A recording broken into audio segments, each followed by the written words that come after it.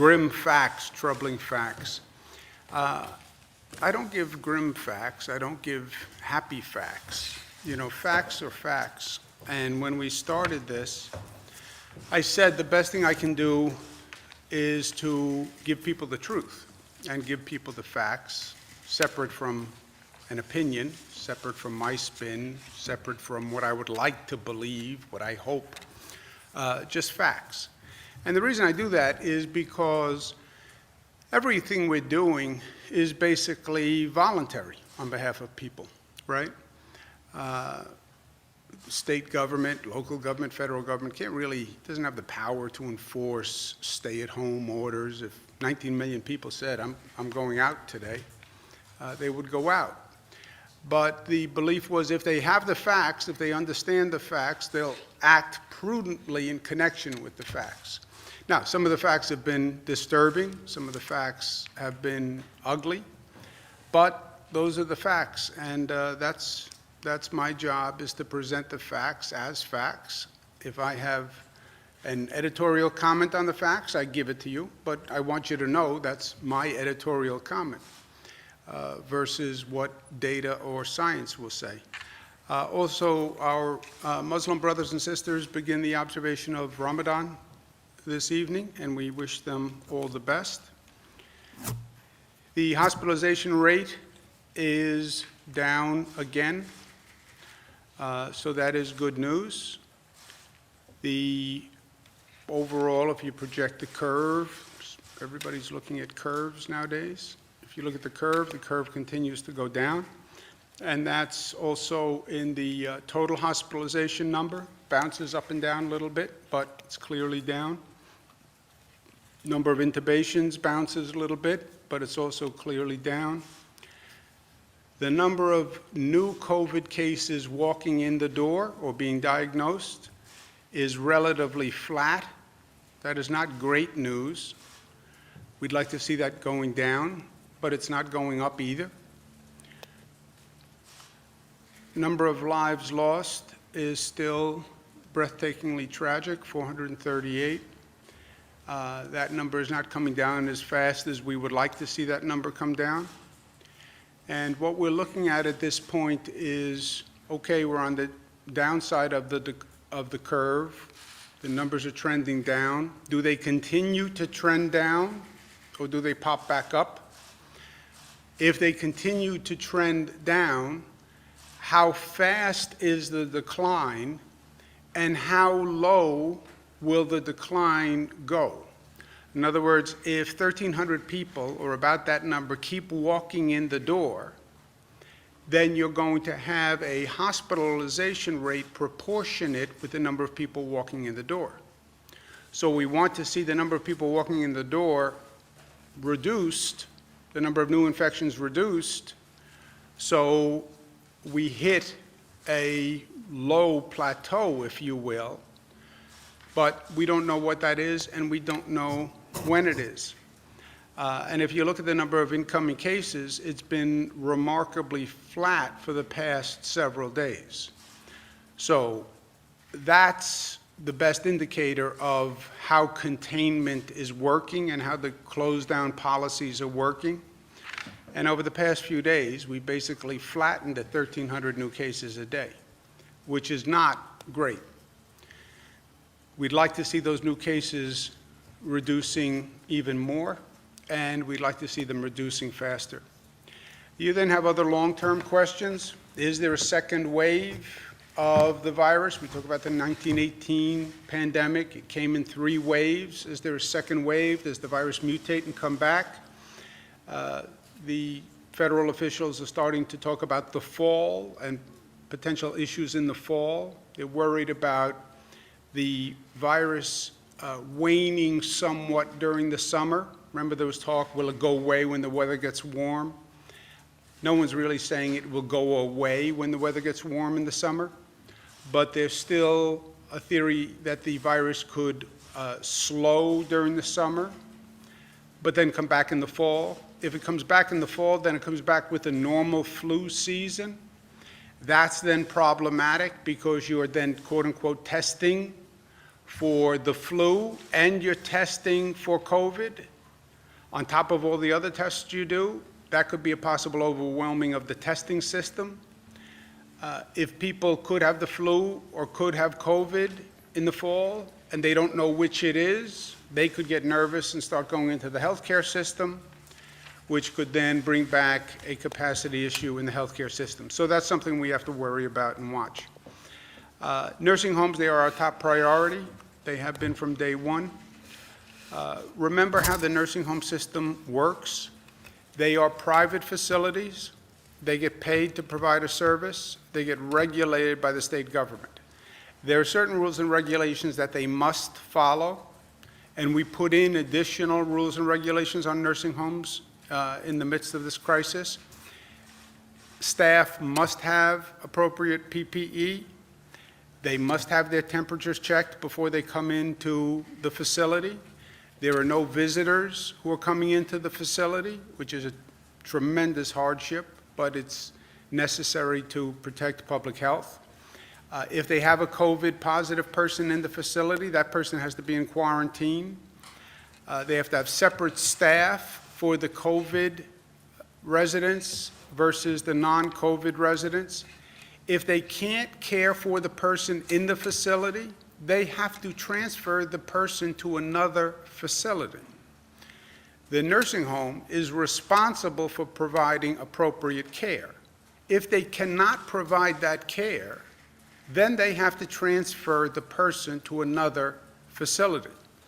They have to notify residents and family members within 24 hours if any resident tests positive for COVID, or if any resident suffers a COVID-related death. That is a regulation that they have to follow. And they have to readmit COVID-positive residents, but only if they have the ability to provide the adequate level of care under Department of Health and CDC guidelines. If they do not have the ability to provide the appropriate level of care, then they have to transfer that patient. Or they call the Department of Health, and the Department of Health will transfer that patient, right? But that is how the relationship works. The state has very strict guidelines on privately run facilities. They get paid to take care of a resident. That resident, that patient must have a state-directed level of care. If they cannot provide that, they can't have the resident in their facility, period. Those are the rules. We're going to undertake an investigation of nursing homes now to make sure they're following the rules. It's going to be a joint Department of Health and Attorney General investigation. But those are the rules. They get paid to take care of a resident, and they have to do it in accordance with state rules. And if they don't, we will take appropriate action. And the State Department of Health and the Attorney General are going to be commencing an investigation to make sure all those policies are in place and being followed. If they're not being followed, they can be subjected to a fine or they can lose their license. It's that simple. Testing is going to be a major operation that happens from now until the situation is over. It's new, it's technical, it's complex, it's a political football, but testing does a number of things for us. Number one, it reduces the spread of the virus by finding people who are positive, tracing their contacts, and isolating them. That's a function of testing. Testing also, what they call antibody testing, you test people to find out if they have the antibodies. Why? Because if they have the antibodies, they can donate blood for convalescent plasma, which is one of the therapeutic treatments.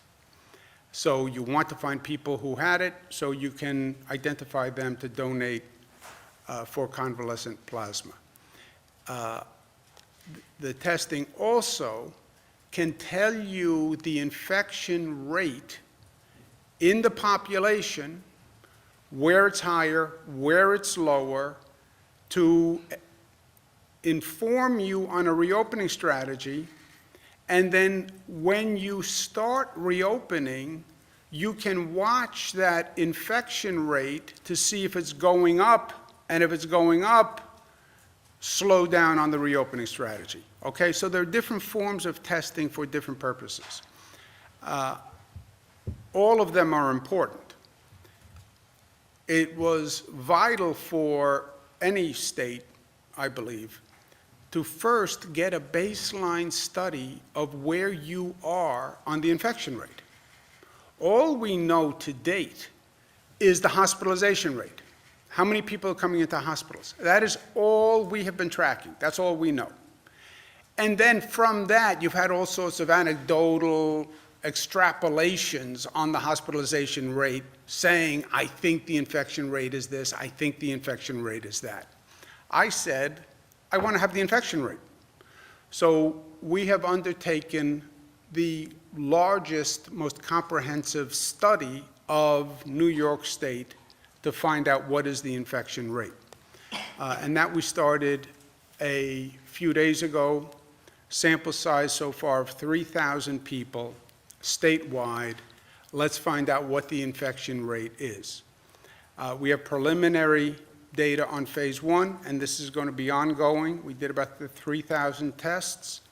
We're going to continue this testing on a rolling basis. We'll have a larger and larger sample, but I want to see snapshots of what is happening with that rate. Is it going up? Is it flat? Is it going down? And it can really give us data to make decisions. We did 3,000 surveys in about 19 counties, 40 localities across the state. The surveys were collected at grocery stores, box stores, et cetera. And that's important. It means you're testing people who, by definition, are out of the home and not at work, okay? What does that mean? I don't know, but that has to be a factor that's taken into consideration. These are people who were out and about shopping. They were not people who were in their home. They are not people who were isolated. They're not people who were quarantined, who you could argue probably had a lower rate of infection because they wouldn't come out of the house. These are people who were outside. These are people who were not at work, so they're probably not essential workers, okay? So that has to be calibrated. But what we found so far is the statewide number is 13.9% tested positive for having the antibodies. What does that mean? It means these are people who were infected and who developed the antibodies to fight the infection. So they were infected 3 weeks ago, right? 4 weeks ago, 5 weeks ago, 6 weeks ago, but they had the virus, they developed the antibodies, and they are now, quote unquote, recovered. 13.9%, just about 14%. Breakdown male, female. Female, 12% positive. Males close to 16%, 15.9% positive. Regionally, Long Island at 16.7, New York City at 21.2, Westchester, Rockland 11.7, and rest of state 3.6. This basically quantifies what we've been seeing anecdotally and what we have known, but it puts numbers to it. Rest of the state is basically upstate New York, 3.6. It was been about 7-8% of the cases that we've had in the state.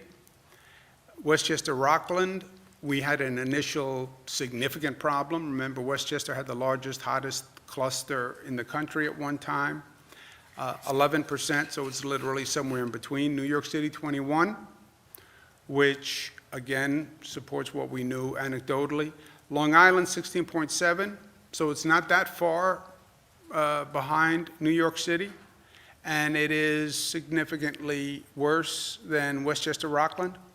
We've been talking about Westchester, Rockland, and Nassau, Suffolk basically is one, but there is a variation with the Long Island numbers. By race, Asians, about 11.7%, African American, 22%, Latino, Hispanic, 22%, multi, none other, 22%, white, 9.1%. This reflects more the regional breakdown. African American and Latinos are, in this survey, disproportionately from New York City, and New York City is at 21%. So the African American number, Latino number is 22%, but and the upstate whites, they're talking about more upstate, which is 9, but it's 3.6 in the survey. By age, nothing extraordinary here. We did not survey anyone under 18, so it starts with 18 years old. 18 to 24, 8%. 45 to 54, 16. 75 plus, 13. But it's a small percent of the total. Again, how many 75-year-olds were out shopping and about? That is the group that's supposed to be isolating, because they are the most vulnerable, 65 to 74 also. But that's the distribution. Again, the sample was by definition people who were outside the home, so we have to analyze that. What does that do to the numbers? But that is a factor that has to be taken into consideration. If the infection rate is 13.9%, then it changes the theories of what the death rate is if you get infected. 13% of the population is about 2.7 million people who have been infected. If you look at what we have now as a death total, which is 15,500, that would be about 0.5% death rate. But two big caveats. First, it's preliminary data. It's only 3,000. Well, 3,000 is a significant data set, but it's still preliminary. And when we say there are 15,500 deaths, that number is going to go up. Those deaths are only hospitalization or nursing home deaths. That does not have what are called at-home deaths, right? This doesn't include people who died in their home and were not in a hospital or a nursing home. We still have to compile all that data.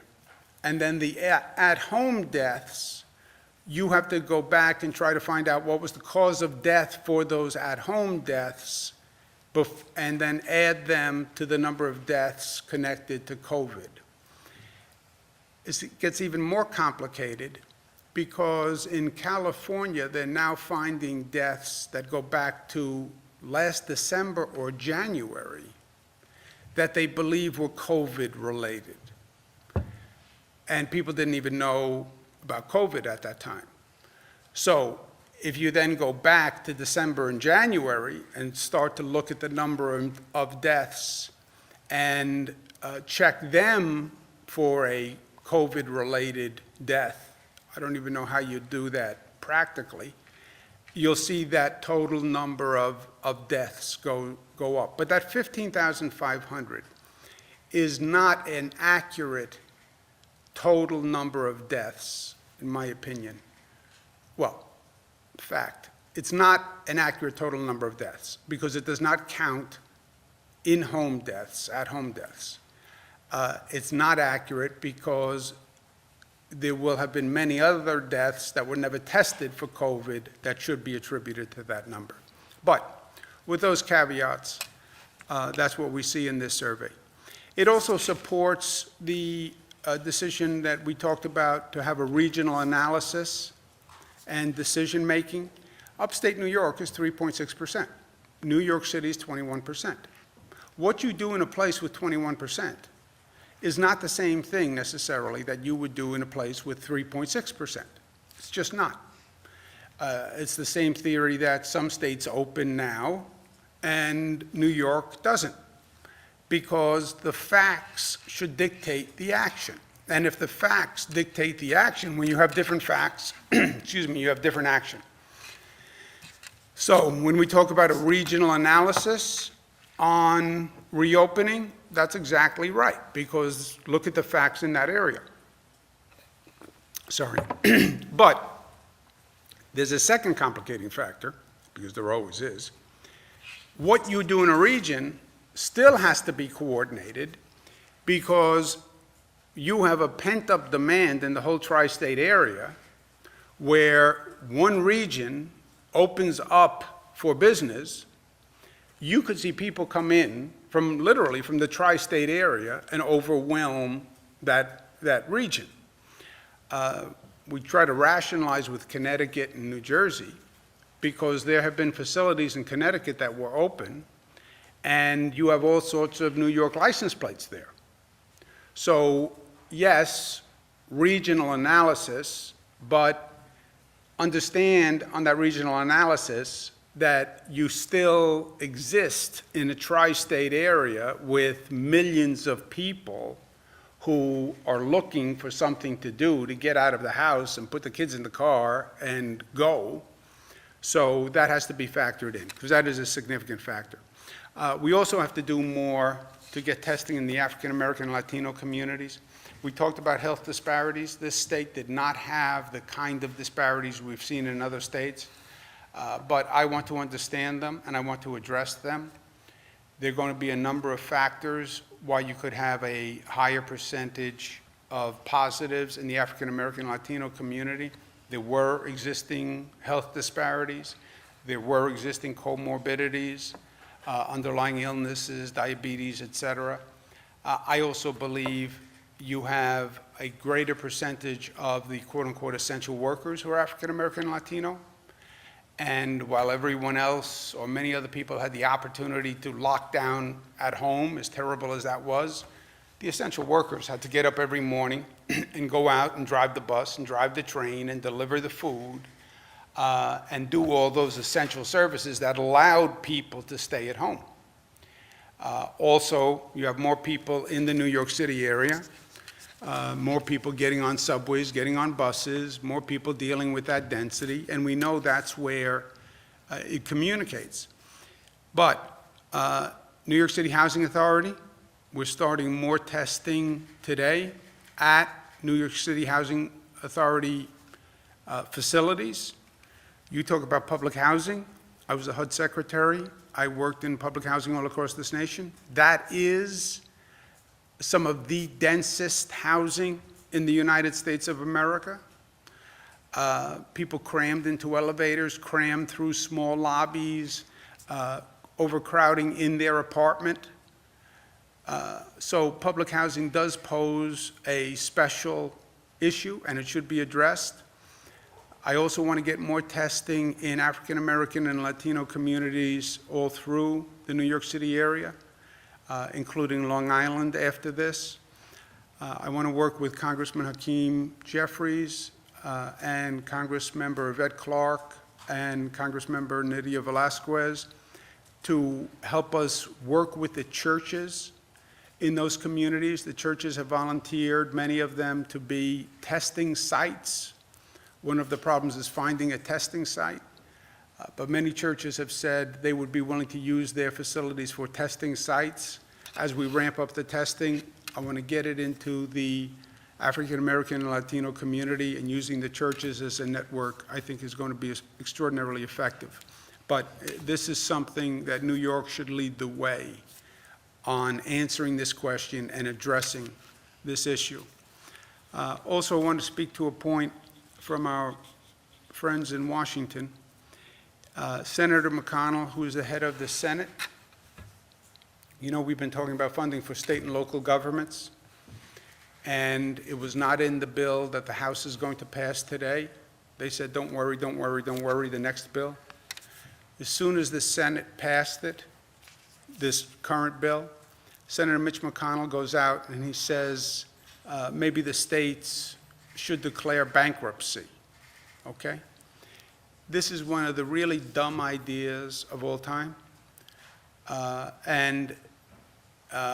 You know, I said to my colleagues in Washington, I would have insisted that state and local funding was in this current bill. because I don't believe they want to fund state and local governments. And not to fund state and local governments is incredibly short-sighted. They want to fund small business, fund the airlines, I understand that. But state and local government funds police and fire and teachers and schools. How do you not fund police and fire and teachers and schools in the midst of this crisis? Yes, airlines are important. Yes, small business is important. So are police and fire and healthcare workers, who are the frontline workers. And when you don't fund the state, then the state can't fund those services. Makes no sense to me. Also makes no sense that the entire nation is dependent on what the governors do to reopen. We've established that. It's up to this governor, it's up to this governor, it's up to this governor. But then you're not going to fund the state government? You think I'm going to do it alone? How do you think this is going to work? And then to suggest we're concerned about the economy, states should declare bankruptcy? That's how you're going to bring this national economy back? By states declaring bankruptcy? You want to see that market fall through the cellar? Let New York State declare bankruptcy. Let Michigan declare bankruptcy. Let Illinois declare bankruptcy. Let California declare bankruptcy. You will see a collapse of this national economy. So just dumb. Vicious is saying, when Senator McConnell said, this is a blue state bailout. What he's saying is, if you look at the states that have coronavirus problems, they tend to be Democratic states. New York, California, Michigan, Illinois, they are Democratic states. So if you fund states that are suffering from the coronavirus, they're Democratic states. Don't help New York State because it is a Democratic state. How ugly a thought. I mean, just think of what he's saying. People died. 15,000 people died in New York, but they were predominantly Democrats. So why should we help them?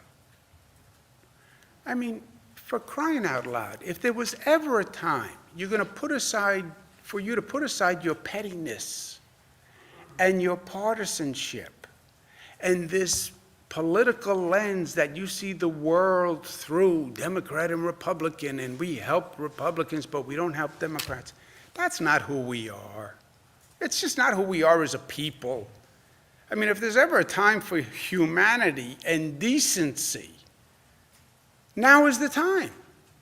And if there was ever a time to stop your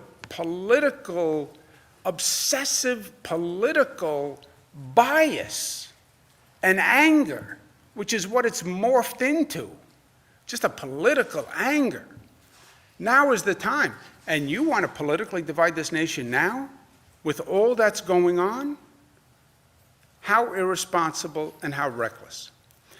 I'm the governor of all New Yorkers, Democrat, Republican, Independent. I don't even care what your political party is. I represent you. And we are all there to support each other. This is not the time or the place or the situation to start your divisive politics. It is just not.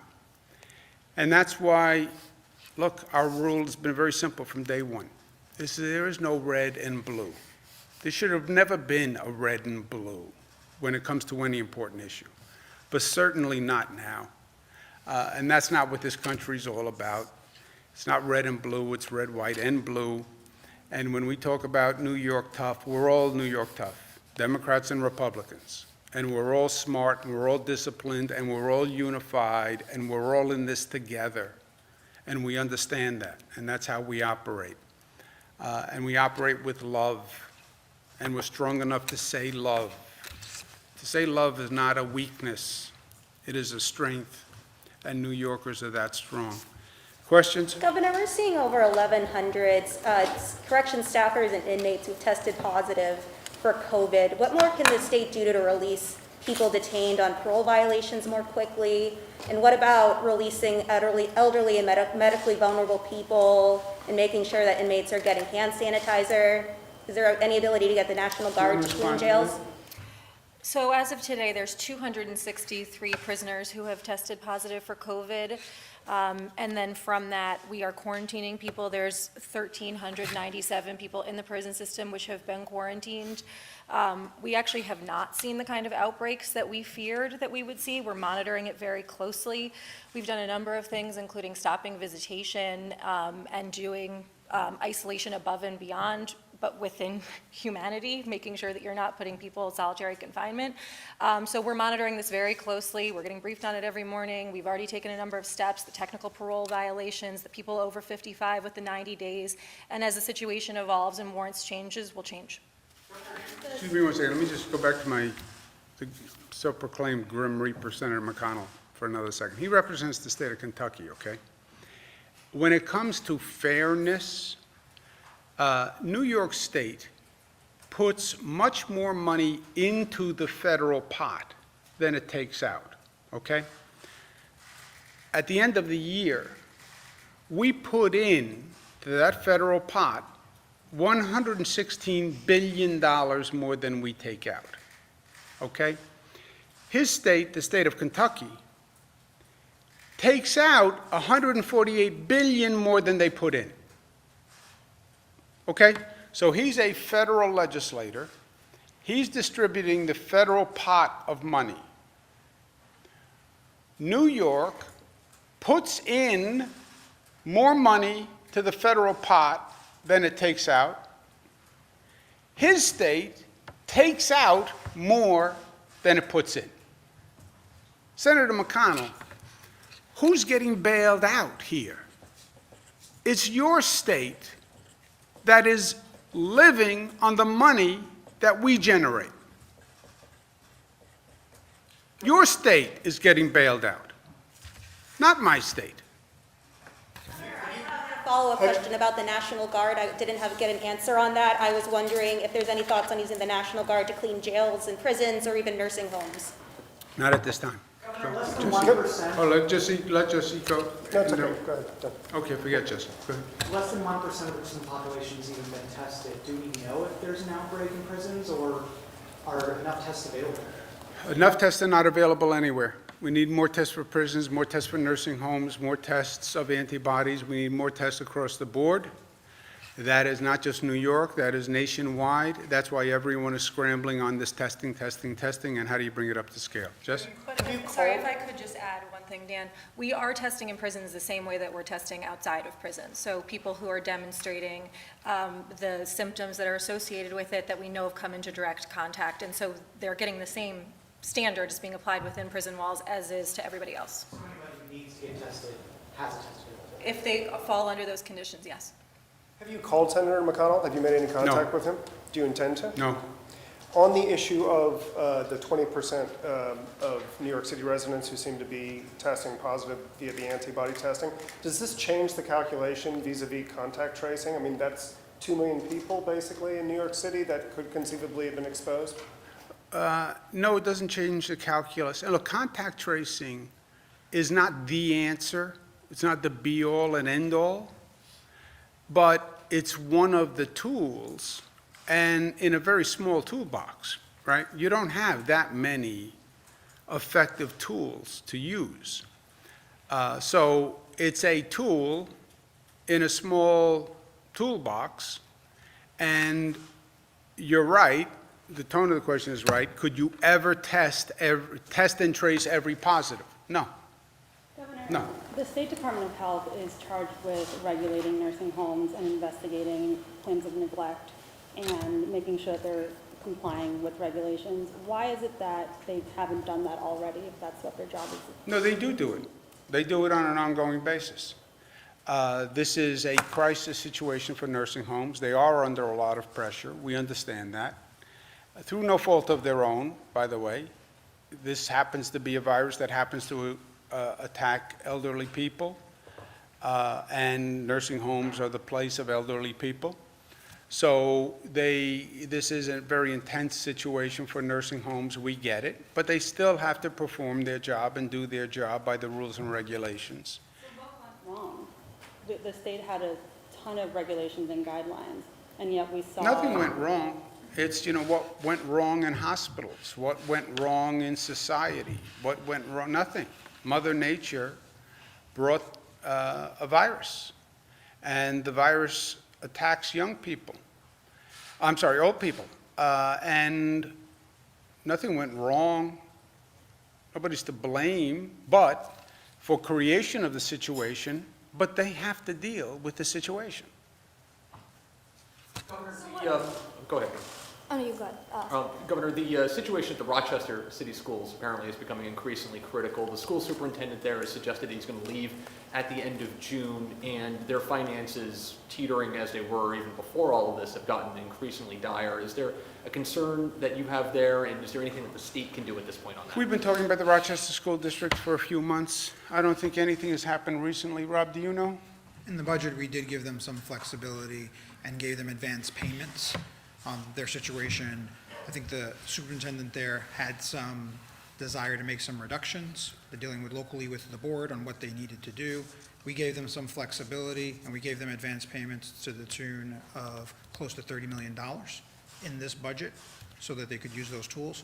But like every other district, they're going to have problems. But they were actually treated and were given more flexibility than any other district in the state. So back to nursing homes, what should these facilities have done differently when this guidance came out from DOH saying that they had to either readmit or admit new patients to these homes? And when they voiced those concerns saying, hey, we don't have enough PPE, we don't have enough space, our staff is calling out sick, what's that communication like with DOH, and how has DOH been handling that? Yeah, they should have followed the rules, and the rule says if you can't provide adequate care to a patient, you must transfer the patient, period. So it's up to them to transfer the patient. Yes, and then if they can't transfer a patient to another facility, so they call other facilities, do you have a bed available? If they can't transfer the patient, they call Department of Health and say, I can't find a facility for this patient, and the Department of Health finds the facility for the patient. Did any nursing homes object to, one, this policy, and two? They don't have the that- right to object. That is the rule, and that is the regulation, and they have to comply with it. And the regulation is basic common sense. If you can't provide adequate care, you can't have the patient in your facility. And that's your basic fiduciary obligation, I would say ethical obligation, and it's also your legal obligation. If you can't provide adequate care, the person must be transferred. If you have COVID people, they have to be quarantined, they have to have separate staff. That's the rule. If you can't do it, we'll put them in a facility that can do it. That's the rule. Now, when the person gets transferred, then they lose a patient, they lose that revenue, I understand. But the relationship is, the contract is, you have this resident, you get paid, you must provide adequate care. If you can't, that patient has to be transferred to a facility where they get adequate care. So if the state's assisting with the transferring of patients to other homes, If they can't do it. if they can't do it, then what about if they can't provide enough PPE? Because as you said yesterday, it's up to those facilities to provide the PPE. So is the state assisting in any way? Is there a We have given them stockpile? thousands and thousands of pieces of PPE. You're right, it's their primary responsibility, but it's their primary responsibility like it's a hospital's primary responsibility. And hospitals ran into problems, nursing homes ran into problems. This is a national story, right? You turn on the national news any given time, and you'll have people saying we can't get enough PPE. It's been an international problem. So we were sending, we were getting PPE from China, remember? And we were getting PPE, and we were distributing the PPE also. And how many pieces? Put it into context, the governor, on the emergency basis, for nursing homes alone, 417,000 surgical grade masks, 101,000 gowns, 85,000 face shields, 422,000 gloves, 5,000 gallons of sanitizer. So on that scale, we have been on an emergency basis, making it available to those facilities who have called and said, we can't, while managing as well hospitals and other facilities that have had a desperate need for this in addition to the nursing Is homes. that a weekly number that they're getting? This or is that since the total? this is since about 2 weeks ago. Is there a concern with the practice in some facilities of rotating staff to different facilities so they can cover different shifts? I have not heard that.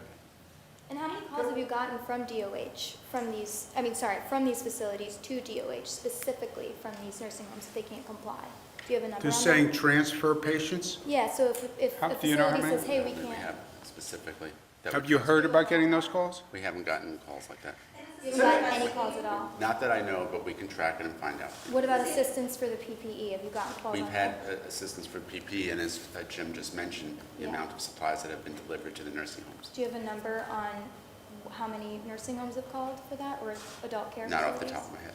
Is the state investigating why we're seeing so many more deaths Excuse me in one some nursing second. Can we homes? just, let's get people who haven't asked. Go ahead, Mark. Thanks. I have a question about the state workforce, and I don't know how the unions factor into this, but in the areas of like, let's say Plattsburgh, Watertown, Binghamton, where you have state office buildings, and the infection rates are relatively lower, could you maybe have workers who are working from home come in, non-essential workers, and, you know, do something partial? I mean, maybe in the more urban areas, maybe Syracuse or Rochester have by zip code where there are lower people, lower infection rates, and have them come in? I'm just asking. No, look, I think it's a very good question, and I think that's part of, when we talk about these regional analyses and regional decision-making, I think that's one of them. We said we have a matrix, right? So it's more essential businesses that are lower risk would be the top priority, right? Matrix, two variables. How essential is your business? How much risk does your business bring? Government workers are essential, I would argue, as a government worker. And you can socially distance in a government workplace. So I think that would be one of the prime candidates in a regional reopening strategy once we get there, right? On the regional, you want to look at what is the overall infection rate, like this data. You want to look at the hospitalization rate. You don't get anywhere on a reopening discussion until you see that hospitalization rate flat or coming down, right? Those are the CDC guidelines. They talk about phase 1, phase 2. So that hospitalization rate has to be coming down. The infection rate has to be low. Then you can start the conversation on reopening regionally and calibrating it. Let's take one more, sir. Sorry, can I just make one point on the state workforce? This non-essential workers who are home right now are still being paid. So those workers are still being paid while they're home right now. A regional decision might happen. I mean, what are we talking about? You have to look at the numbers. You tell me when the numbers change, I'll tell you when we start the But conversation. state you've gonna got, be you've got looking- numbers on antibody testing, you've got numbers on hospitalization, you've got numbers on infection rates, so you do have numbers. Well, you want to look at a flat or dropping hospitalization rate in a region that can reopen as a region. We don't have the kind of hospitalization rate numbers by region that I can sit here and say the North Country has been going down at this rate, but you need that kind of analysis region by region. For like a 2-week period, or like? Well, CDC guidelines have a 2-week period, 14 days. Is the state investigating why we're seeing so many more Can we nursing home just, deaths than other ones? let me just ask someone who hasn't asked a question Well, yet. other people have gotten to ask multiple questions. Earlier this week, you identified Lieutenant Governor Hochul and Bob Duffy as coordinating efforts in Western New York. Is there someone coordinating the effort in the capital region? We are. I am located in the capital region. But Lieutenant Governor Kathy Hochul is from Western New York, and she was there. Bob Duffy, my former lieutenant governor, as you know, great public servant. He's in the Rochester, Finger Lakes area. So we had that advantage. We had just a tremendous asset there with Kathy Hochul and Bob Duffy. So they're doing that. And I consider myself an adequate capital district And can you update representative. the unemployment insurance situation? Even with the new system, we are still hearing from our viewers who are having difficulty, people who are frustrated? By the way, just to give you context, I was on the phone with all the governors yesterday on a governor's call. This is across the country, this problem, across the country. But anyway, To punctuate that point from the governor, just for everyone to put it into context, New York State, since this crisis has begun, has paid out $2.2 billion to over 1.1 million people who have applied for unemployment insurance. To give you a reference point, California's done $975 million, Texas $400 million, Florida $143 million, Pennsylvania $600 million. So we have gone above and beyond in terms of ramping up. We today, a number will be released later today, another 207,000 people that applied for and were accepted for unemployment insurance. That's the number that's going to be released later today. So that brings us up to 1.4 million New Yorkers who are now going to be collecting unemployment insurance. The backlog that remains is majority PUA, which is the pandemic unemployment insurance. Those are the gig workers, contractors, self-employed, people who can't work because their kids' schools are closed, people who can't work because they've come into contact with someone who's COVID positive. That came out of the Federal CARES Act, which was passed on March 27th. That's where the majority of these complaints are coming from. And yes, those people have been out of work or hadn't been working since before then, but the federal law that was passed that enabled them to collect unemployment insurance didn't even go into effect until March 27th. The feds then put guidance out that said you have to apply for unemployment insurance, get rejected, and then apply for pandemic unemployment insurance, which was a complete disaster. We have now streamlined that process in New York. That was this past Monday. We rolled out the new form, which you apply one time, and then we make the determination which pot you go into. So now the majority of the backlog is from that category of people. And just to give you further context, California isn't even rolling out their ability to apply for PUA until April 28th, and Illinois not till May 11th. So I know that this is hard. It's terrible. You've lost your job. You're struggling to pay the bills. It's hard enough without having to deal with bureaucracy and red tape. This is on a scale this nation has never experienced. In New York, by comparison, is actually doing a tremendous job, and we just ask people to remain patient. We've now put 3,000 people on this issue, and we're going to continue to pound the phones and do the data input until it's all complete and everyone has what they need. yeah, and just to put this in context, we have done far more, far faster than I think any other state in the country. And the number of people who have gotten assistance is mind-boggling. But none of that matters, right? For a person, there's only one check that matters, and that's their check, and I get that. And if they don't get their check, it doesn't matter that it was only March 27th, et cetera. And some states aren't even starting this yet. But people are anxious, and it's their check that matters to them. Again, the good news is it's not going to cost you any money because you will get the check. I know you want it today, but you will get it, and when you get it, it's the same dollar amount as if you got it today. I still want it today. I get it. But this is an impossible problem that they handed to the states. They just pass a law, just goes into effect March 27th. We have to figure out who's eligible, how it's administered, and then get a check out the door. It's an impossibility. It really is an impossibility. Hire 3,000 people to put together a system. But it is an impossibility. Again, the only good news is you're going to get the check. It's going to be the same dollar amount. Yes, I know you want it today.